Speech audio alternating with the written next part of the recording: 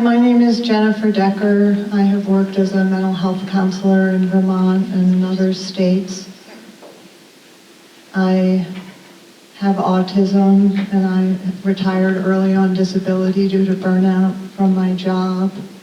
There's an extreme crisis of mismanagement at some of the agencies, and there's no investigative protocol going on in those spaces, and it's very troublesome.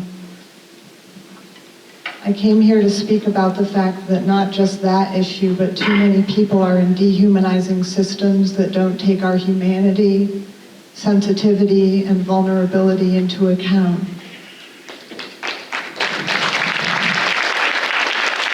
We've known for decades that children impacted by noise pollution have poorer test results, poorer reading, and poorer self-control.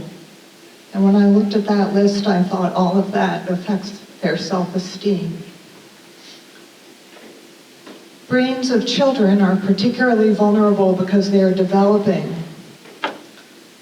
Our F-35 training flights have about 115 decibels when they go over. Often they're well over 90 decibels, but there are hundreds of training flights per month. The loud, repeated exposure to the F-35 is an adverse childhood experience.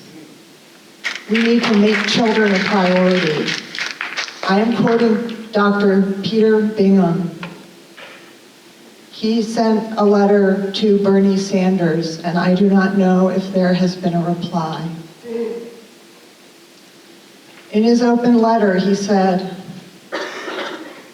he's Vermont's principal pediatric neurologist. He's highly credentialed. He said this environmental condition adversely affects children's mental health, reading skills, sleep, and attention span. He asks if state leaders have carefully weighed the community health costs of F-35 noise pollution.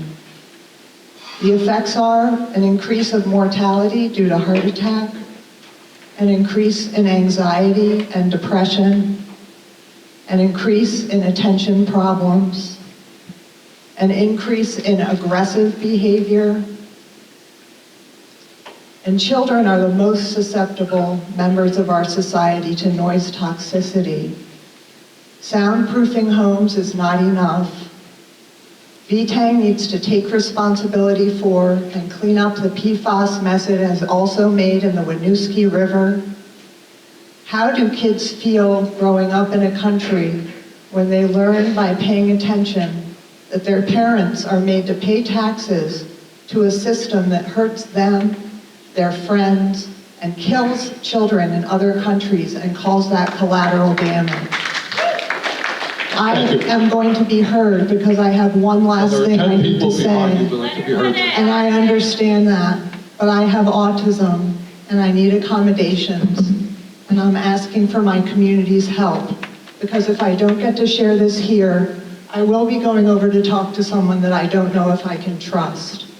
Because I worked in a system where I knew I could not trust the people that I worked for and often with, because of the silences that we experience in our society, and that is gaslighting, and that is toxic for all of us.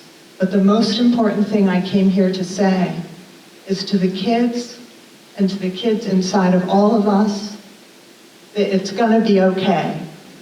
And it's gonna be okay because of us. It's gonna be okay because we're gonna speak out.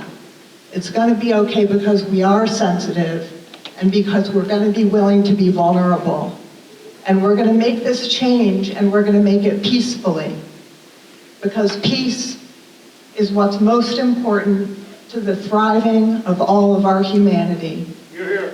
And I thank you all for hearing me, and I wish us all the best of luck, because for us to be the greatest generation, we're gonna need to affect climate change.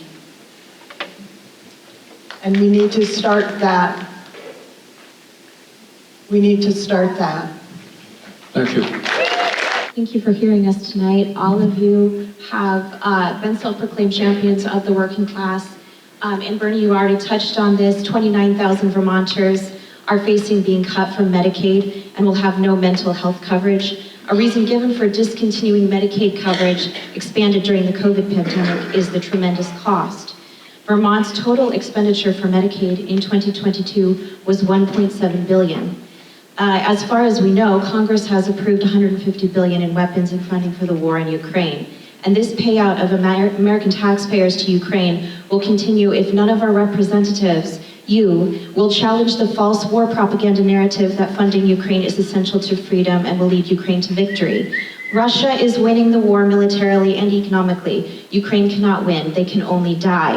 Military and policy analysts know this, and I believe you know this too. If I know it, you know it. So why are you allowing hungry, impoverished, struggling, working Vermont families, now slated to lose medical and mental health coverage, to bear the burden of funding a pointless war that never had to begin, but for US and NATO provoking Russia to invade, and could end with US support of a ceasefire and continued diplomatic talks? When will you start fighting for the working class and opposing this obscene war that is bringing profound physical and mental harm to our children by increasing poverty and hopelessness?